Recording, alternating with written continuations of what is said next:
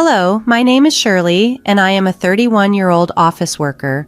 I married a man named Mason a year ago.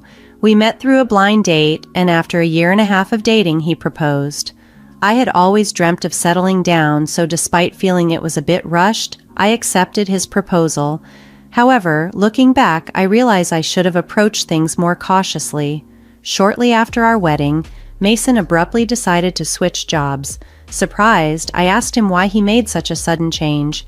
He explained that his previous job hadn't allowed him to fully utilize his abilities. Even more shocking was the revelation that he had already resigned and would be leaving his job at the end of the month. Fortunately, he secured another job quickly, but it paid less than his previous one. Initially, I wasn't too concerned because I was also employed, but then Mason began urging me to quit my job. I might have considered it if his new income was sufficient for both of us. However, with his recent job change, his salary was lower, and he kept saying it would increase soon, without any confirmation of when. Quitting my job under such uncertain financial conditions seemed risky. We needed my income to continue saving and to manage our basic expenses like rent and car payments. It simply wasn't feasible to rely solely on Mason's current salary. One evening, Mason handed me divorce papers, seemingly to intimidate me. "You know I'm ready for this whenever," he challenged. In response, I urged him to calm down and reconsider what he had just said. Undeterred, Mason got up and retreated to his room. This confrontation left me reflecting on the quick decisions and the unexpected turn my life had taken since meeting Mason. I told Mason I wouldn't quit my job until his salary improved. He seemed to accept this at first, but the topic resurfaced repeatedly. Every time he brought it up, I gave him the same steadfast response. Now, a year into our marriage, his salary hadn't budged, and he continued to press the issue. "When are you going to quit?" he would ask. Sometimes I was tempted to snap back sarcastically, but I restrained myself, knowing our financial stability depended on my income. If quitting my job was so important to him, I felt he should focus on advancing his career to earn sufficiently.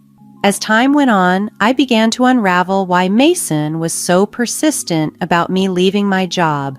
It became clear during our visits to his parents' house. Whenever we were with his mother, Martha, Mason would make a show of concern, telling her he wanted to ease her life. Martha would thank him, and then Mason would look at me significantly as if nudging me towards resignation. He suggested that his mother needed help, but Martha was far from helpless. She was healthy and active and even worked a part-time job that supported her hobbies and social life. She clearly didn't need me to look after her, yet Mason kept pushing. "If only one of us were home during the day, we could check on Mom daily," he once said out of the blue. It seemed he envisioned me visiting Martha every day, which sounded overwhelming and unnecessary. I questioned him directly, asking what he expected me to do since Martha was perfectly capable on her own. Mason listed mundane tasks like helping with housework or running errands. It was evident he had ideas about how I could contribute, but none of them seemed to necessitate abandoning my career. This constant cycle of requests and explanations was draining. I needed Mason to understand that while I was happy to support his family when necessary, sacrificing my job without a compelling reason was not a decision I could agree to lightly. "But Martha has her part-time job and spends most of her days out with friends, right?" I pointed out to Mason when he suggested I could handle the housework during the day. His response baffled me. Was he suggesting I become his mother's maid?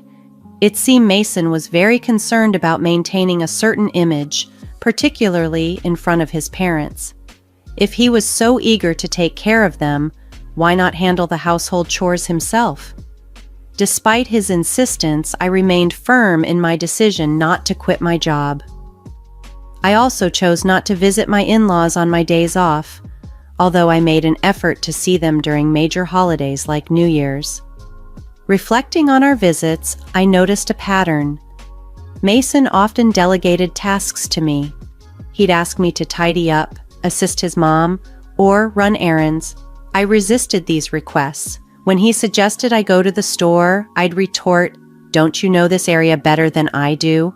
His reply was always that it wouldn't look right if he did it himself, a rationale I found puzzling and manipulative. It seemed like he was more interested in controlling the situation and projecting an image of familial care than genuinely caring for his parents or me. Over time, my view of Mason shifted. It appeared he was more invested in appearances than true affection or respect for me. When I finally confronted him, asking why he didn't pitch in or even quit his job to care for his mother, his reaction was telling. He looked disgusted and uncomfortable, saying, "That's not something I'm supposed to do. I'm giving you these instructions so my mom will think you are a considerate, useful wife. I hope you realize how kind I am to you." His words were revealing. Essentially, he wanted to offload all the demanding tasks onto me and showcase his virtue as if it were an extraordinary feat. But I am not his servant or slave, nor do I deserve to be treated with disrespect in front of my in-laws. It became increasingly clear that Mason's priorities were skewed, valuing appearances over genuine partnership and support. If Mason keeps up with his unreasonable demands, I won't stay quiet. I'll assert myself. Despite numerous discussions, Mason remains unchanged, constantly pestering me with the same old question, "Are you going to quit your job?" Additionally, every time we visit my in-laws, he continues to boss me around just as he always has. Reaching my limit, I decided it was crucial to have a serious conversation with him. "We need to talk about our future," I initiated, hoping to steer our conversation into something constructive. "What are you even trying to say?" Mason retorted, clearly annoyed. "I'm honestly fed up. I'm tired of you repeatedly asking me when I'll quit my job, and I'm exhausted from you pressuring me to take care of Martha." I laid out my grievances. "Why are you fed up with that? You're my wife, and it's your duty to care for your husband's parents," Mason countered. "Don't you think that's a huge responsibility to place solely on me? Shouldn't you, as their biological child, be responsible for helping with the housework and taking care of your parents in the first place?" I challenged his outdated views. "No way, it's the wife's duty to do it. Are you the kind of person who doesn't care about family?" Mason accused, visibly upset by my resistance. "I'm disappointed to hear you say that," he added. Seizing the opportunity to expose the double standard, I asked, "Then let me ask you this. How have you been taking care of my parents? If I asked you to care for my parents, would you do it then?" Mason looked at me blankly, unable to grasp the parallel. "What are you saying? Why should a husband take care of his wife's parents?" "So, does that mean you won't take care of my parents now or ever?" I pressed, trying to highlight his inconsistency.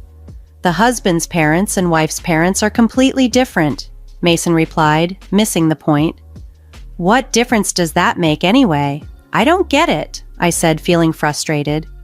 "I didn't realize you were so clueless. It's like talking to my old boss," I continued, dismayed by his lack of understanding. "What are you saying?" Mason asked, confused. "I'm saying the husband's parents should come first, and you should take care of your wife's parents," I replied, trying to emphasize the importance of mutual support and equality in our responsibilities. I had to clarify what I was trying to say, so I exclaimed, "So you only prioritize your own family by blood? I'm so disappointed in you. I won't be visiting your parents anymore." "Why would you do that? Enough is enough." "I'm the one who wants you to stop this nonsense," I retorted. "No way, how dare you talk back like that? My mom is right." Mason shot back, his temper flaring. "Ha! Mom was talking about you. She said you're a badly behaved wife. That's why she gave me this," Mason said, pulling a piece of paper from his bag. It was divorce papers. "What? You already had divorce papers ready?" I was shocked, but Mason seemed strangely proud. "See, I scared you, didn't I? I'm prepared for this anytime, so think about what you just said," Mason declared smugly before leaving for his room. Unbelievable. Why is Mason so selfish? That look of triumph on his face, it's clear the divorce papers are just a threat to make me obey him. The fact that Martha was involved made me even more suspicious. Mason is acting like a puppet for his mom, trying to control me while following her orders. It's ridiculous. I won't let Mason have his way. How can he not see that our marriage is in trouble when he acts like this? His lack of understanding just annoys me more. Mason had already completed the divorce papers and handed them to me with witnesses including Martha and his friends. This meant I could sign and file them whenever I chose. The next day, after Mason went to work, I filled out the divorce papers and submitted them to the city office. As a precaution, I also filed a notice of non-acceptance of the marriage certificate. I called my parents and explained the situation, knowing Mason might threaten to file a marriage certificate on his own. When my parents learned that I had prepared the divorce papers, they were initially shocked but fully supported my decision, outraged by Mason's behavior. They immediately offered to help me move my belongings. Taking a leave from work, I had my parents come over and we relocated all my things to their house while Mason was away. I decided to stay with my parents for a while. It was the first time in a long time that I felt truly comfortable and at ease in their home. Reflecting on my marriage, it became clear that Mason never contributed his fair share to our household chores. I was the one cooking dinner after long work days and handling all the cleaning and laundry on my days off. On top of this, he expected me to also care for his parents, which was just not feasible. That evening, Mason called me, probably just back from work. "Hello? Hey, where are you right now?" he asked. "I'm at my parents' house," I replied. "Oh, why would you go back there without my permission? And where's all your stuff? Don't tell me you're staying the night," he questioned, his tone revealing his surprise and selfishness.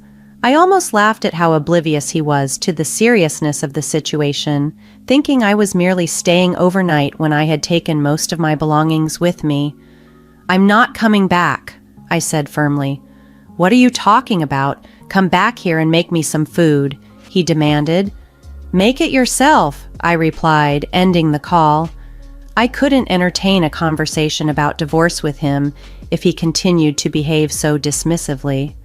I decided to wait for him to come to my parents' house and blocked his number to give myself some peace. A week later, Mason showed up at my parents' home, accompanied by his parents. They all wore serious expressions as we met in the living room, 3 against 3. "How could you do this? How could you leave without my permission?" Mason demanded, his voice filled with incredulity and accusation. "You were treating me like a housekeeper, Mason. All I ever asked was that you take care of your family responsibilities," I responded, standing my ground. I countered, "That's not true. What kind of wife am I if I don't take care of Mason?" Martha gave me a fierce glare. My father began to tremble with anger, but I quickly stepped in. Mason told me to quit my job and take care of Martha, claiming it was my duty as his wife. Yet when it comes to my own family, he expects me to handle everything alone. Ultimately, Mason wants obedience and uses me to care for his parents while taking credit for it. That's why he prioritizes his parents over mine. "Have you heard Mason say these things?" Martha continued to glare, but Liam looked confused, indicating he hadn't been aware of this before. "Let me clear the air," Mason said suddenly, bringing up the divorce papers and claiming it was all Martha's idea. "Why would you suggest that?" Liam asked, clearly surprised. "Oh no, it's because Camilla has an attitude problem," Martha stammered. "And did you say that Camilla's parents aren't a priority?" I pressed. "Well, it's only natural that your parents come first," Martha retorted defensively. "Don't be absurd. I came here to support you after hearing about the unfair treatment Camilla endured. But now it seems you're the one at fault. Don't hide behind her parents' authority to get your way," Liam said, making Mason visibly shrink in his seat. Liam then apologized to me and my parents. "I'm truly sorry for the trouble caused by my foolish son. I will have a serious talk with him." "Liam, you're not to blame at all, so please don't apologize," I replied. "Thank you for your kind words, but there's something else I need to say." I turned to Mason, who was now nervous. "The divorce papers you gave me, I've already filed them. We're no longer married." Mason and Martha both turned pale. "Why did you file them without my permission?" Mason demanded, shocked. You told me I could file them whenever I wanted. Besides, you had already filled out your part and had Martha sign as a witness. I calmly explained the situation, but Mason was clearly at a loss for words. Seeing the tension, Liam, furious, intervened. "Mason, you used divorce as a threat," he exclaimed, and unable to contain his anger, slapped Mason across the face. Martha, witnessing this, was visibly shaken. Liam turned to me and apologized sincerely. "I apologize deeply that you had to witness this. You have every right to divorce this fool. On behalf of Mason, I'm truly sorry for the ruin brought upon your marriage," he said, his grip tightening on Mason's collar as he demanded apologies from both Mason and Martha before ushering them out of the house. Later, I thanked Liam for his intervention. He assured me that all of Mason's assets and property were transferred to me without any hassle. Given my higher income and the effort I had put into managing our household, it was a relief to secure everything from our marriage. I later found out that Liam had divorced Martha, clearly disgusted by her actions. One day I ran into a colleague from Mason's old workplace who shared some surprising news. Mason had not been performing well at his job and often received harsh criticism from his boss. In defiance, Mason resigned and switched jobs, which only added to my frustration with him. Rather than taking responsibility for his shortcomings, he blamed others, which likely contributed to his lower pay at the new job. Now, I'm relieved to have left him. I've rented a cozy apartment and am enjoying living independently. Work is going smoothly and I even received a recent raise. Currently, I'm not interested in relationships and prefer to focus on my career. Mason always cared more about appearances than actual abilities. He maintained a facade at home but failed to improve professionally. Sadly, many spouses use divorce threats as leverage, thinking they're powerful, but it's a big mistake. I hope they realize their folly and find happiness alone. Meanwhile, I'm grateful to have moved on from Mason and look forward to meeting someone special in the future, when I'm ready.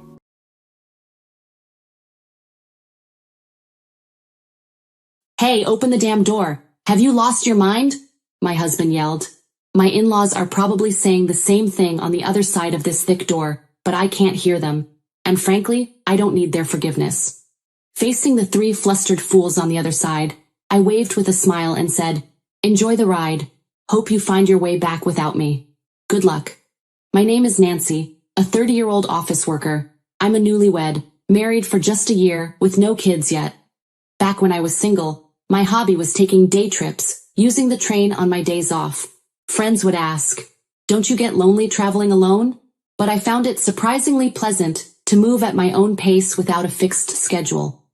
There's a bit of loneliness, but the fun outweighs it. I have a favorite travel magazine, and sometimes I plan trips based on it. As I went about my days, I noticed something. Isn't that the same guy I saw last week? It seemed coincidental, but after the third time, I might have thought it was fate if I were romantic. Instead, I just felt a bit scared, but it turned out he felt the same. Sorry if I'm mistaken, but didn't we meet last week and the week before at completely different places? He approached me with a slightly scared look. "Wait, do you think I'm following you?" I asked, perplexed. To clear up the misunderstanding, I opened my travel magazine and confidently said, "I'm just traveling based on this magazine." Surprised, he responded, "Me too," and opened the same magazine, smiling happily. That's how I met my husband, Jace. He turned out to be a really interesting guy. Being cautious by nature, I always end up carrying a lot of stuff. But he said, "I always travel light so I can move easily. Nowadays, with cashless payments, you hardly need cash. A mobile phone is enough." He laughed joyfully. Talking with someone with such different values was very stimulating. We hit it off, discussing our favorite travel destinations, and exchanged contacts. Though we both liked solo trips, we started going out together more often. Surprisingly, I enjoyed sharing memories with someone else, and I found that local food tastes even better when shared. One day, after about 6 months, Jace asked me to go out. I didn't feel bad at all. In fact, I felt the same way and remember being very happy. We decided to get married 6 months into our relationship. I thought our happy newlywed life was just beginning, but my expectations quickly shattered due to Jace's parents, Alan and Daisy. Their house is about a 30-minute drive from ours. They are still in their 50s, with Daisy working part-time, and both of them are employed. Initially, they used to visit our house, but lately, we've managed to maintain a reasonable distance. However, an incident occurred that disrupted this balance. "Hey Jace, let's go here on our next day off," I suggested. "I agree. Sounds good," he replied. Our post-marriage tradition of many trips to tourist spots continued as usual. Minimalist Jace recently reduced his belongings to just a mobile phone, even entrusting his wallet to me. "It feels so light. I don't look like someone who's about to go out at all, do I?" he said with a contented smile. I thought to myself, at least carry your own wallet. But it wasn't really a bother. It was an ordinary conversation. But that day was different. "Oh, by the way, Dad and Mom's wedding anniversary is coming up soon. How about we invite my parents on our next trip?" Jace's sudden suggestion made me tense up. Of course, there was a reason for that, but I couldn't just say no, so I responded, "Yeah, that sounds good. We haven't seen Daisy and Alan recently anyway." Unaware of my slightly strained face, Jace didn't notice a thing. The next day, when I mentioned it to my husband, he simply shrugged and said, "I know it might be a little awkward, but I'll do my best." That didn't exactly put me at ease, but I steeled myself. Honestly, I'm not comfortable around my parents-in-law. They're not bad people, we're just not a good fit. I'm more on the reserved side, not fond of noisy places, and this applies to people too. Talking to high-energy people can be mentally exhausting for me. Speaking of my parents-in-law, they are incredibly cheerful. When I first met them, their exuberance overwhelmed me. "Nice to meet you, I'm Jace's mom," Daisy exclaimed, while Alan chimed in, "And I'm the dad." They announced loudly, like comedians, making me stiffen up involuntarily. That time, the four of us, including Jace and his parents, went out to eat, and they chose the restaurant. I wondered if it was their favorite place, but when we got there, it was an all-you-can-eat buffet. Meeting their son's girlfriend for the first time at such a casual place made me laugh. "We're so nervous today. We haven't eaten anything since morning," Daisy said cheerfully to me, though she didn't seem nervous at all. That's right.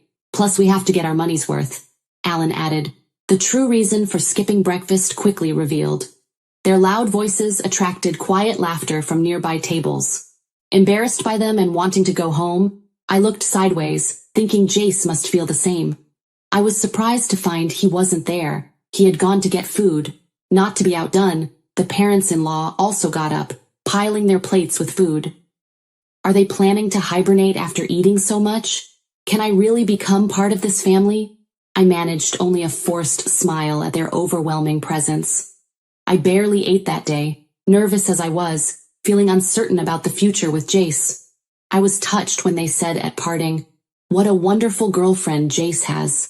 He may be awkward, but please take care of Jace from now on, Nancy." I was simply happy to hear that. I loved him too, and I thought the parents-in-law weren't bad at heart. So when he proposed a few months later, I faced no hesitation. But it turns out I'm not adept at judging people. At our wedding, the bridegroom's parents, my parents-in-law, completely disregarded the ceremony and focused solely on eating, leaving my own parents utterly disillusioned. Jace has a brother, Edward, who seemed to be the only sensible one. "I'm sorry my parents showed such an embarrassing side. It's really shameful," Edward said as he came to greet us politely. As I heard from my parents, Edward, who lives alone, seems to have a strained relationship with his parents. It appears the feeling is mutual, as they once complained.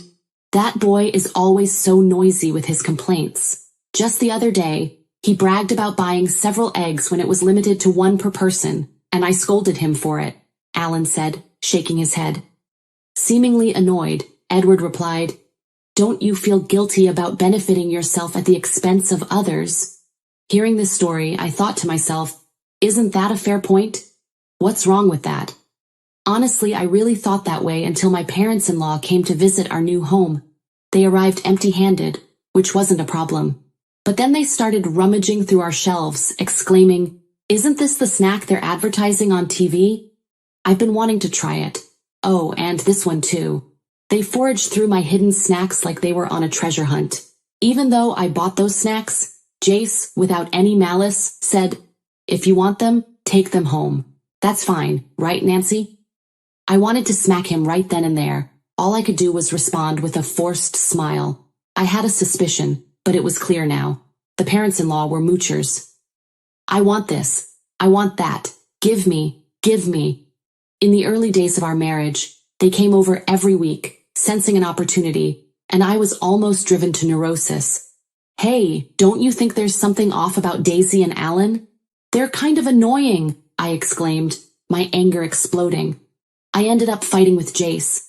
Despite how angry I was, Jace looked puzzled and tried to reassure me. "No, not really. Is it that strange? They've been like that since I was a kid. Don't worry about it." He said this while patting my shoulder lightly, which made me furious. "Are you kidding me? If this keeps up, I'll divorce you." My raised voice seemed to alarm Jace, and he quickly put an end to the parents-in-law's invasions. I don't know what Jace said to them, but since then we've been living peacefully. However, the thought of traveling with the parents-in-law naturally made me anxious on the day of the trip. I was taken aback to see them waiting. "It's been a while, Nancy. I heard you've been busy with work. Must be tough," my mother-in-law spoke to me, but I was far from calm. The reason lay in the appearance of the parents-in-law. Daisy and Alan, where's your luggage?" I asked, looking closely at them. Daisy and Alan had brought nothing with them, even for a day trip. "Isn't it normal to bring at least a bag?" "We wanted to be ready to move quickly, and I have a sore shoulder," Daisy responded, her words echoing something I'd heard before. It was baffling. The rest of the trip went as badly as I feared. It was soon revealed that the parents-in-law had forgotten their wallets, feigning ignorance. "That's strange, isn't it?" they said, watching me. Playing dumb, I thought maybe it's better to just call off this trip or even cancel it. But unfortunately, my feelings weren't understood. Jace, looking exasperated, said again, "My folks have always been like this. I'll cover for them, but make sure they pay me back." It seemed the trip would continue as the parents-in-law laughed and apologized. All I felt was disgust. Even after we arrived at our destination, the parents-in-law's rudeness didn't stop. They complained to the store staff, "Isn't there any free tasting?" Wow, stingy, huh? When I, feeling thirsty, bought a drink and hadn't even taken a sip yet, Daisy said, "Can I have a sip of that?" "I'm thirsty too. I can't believe I forgot my wallet, Pa." While I forced a smile, feeling exasperated, Jace intervened. "Stop it. It's embarrassing. Look, I'll buy you one." Overhearing this, Alan muttered under his breath, "What a stingy woman lacking compassion." I didn't miss his comment. I could say the same to you. I should have left at that point, but I was a bit stubborn. A similar incident happened twice more afterward. Apparently, the first trip was so enjoyable that my mother-in-law contacted Jace for another. When I saw them on the station platform, I couldn't help but feel chills. The second time, they brought their wallets, but when the moment came, "Oh no, this is the wallet I used before. I rushed out in such a hurry," Daisy said. Their obvious lie was something only Jace would believe. And on the third trip, they forgot their wallets again. By then, it was clear it was a deliberate act. "Daisy, excuse me, but did you deliberately forget your wallet? You never intended to pay, did you?" I asked with a touch of suspicion. I hit the nail on the head, and her face turned red. "Hey, what a rude woman you are. Apologize to Daisy." Alan glared at me, demanding an apology. "No way," I retorted. "I've thought this for a long time. Both of you are just too greedy." Caught in the argument with the parents-in-law, Jace seemed at a loss. Tourists around us watched curiously, and noticing their gaze, Jace seemed to feel ashamed. Finally, he said, "Stop it, please," breaking down, crying. I felt truly disillusioned, but the parents-in-law reacted differently, rushing to a crying Jace. "I'm sorry, Jace, it was my fault. You're so kind to cry for me." Daisy tried to calm him down. Alan stood quietly beside her. I didn't know how to react to this farce. Only one thought came to mind. "Yeah, this is impossible. Let's get a divorce." That was all I could think. Seeing Jace's tears, the parents-in-law seemed to lose their fighting spirit. "Nancy, we know we've been wrong. It's Jace's money, but we've still taken advantage of him. We shouldn't have, but it's his money after all," they admitted. I don't know why they repeated it, but their words, dripping with sarcasm, showed no real remorse.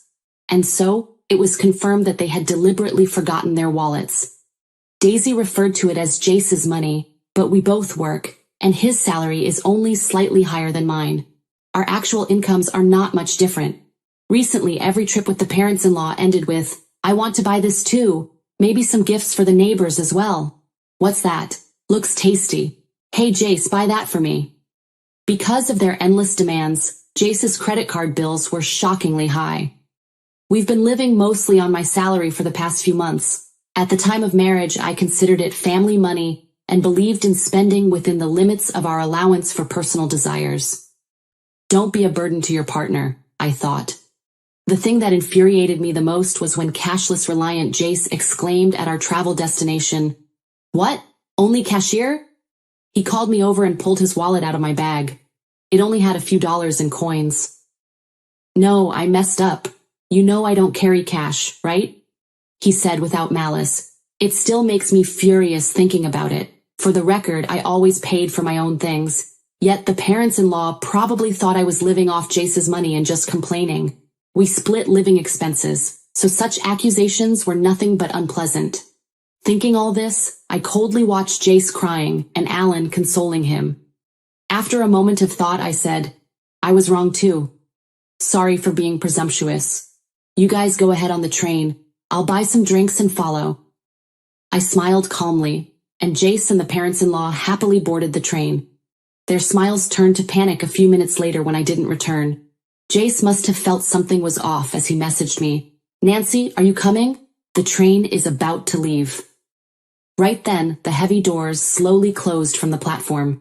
I had a clear view of Jace's panicked face. It seemed he noticed me and was shouting something.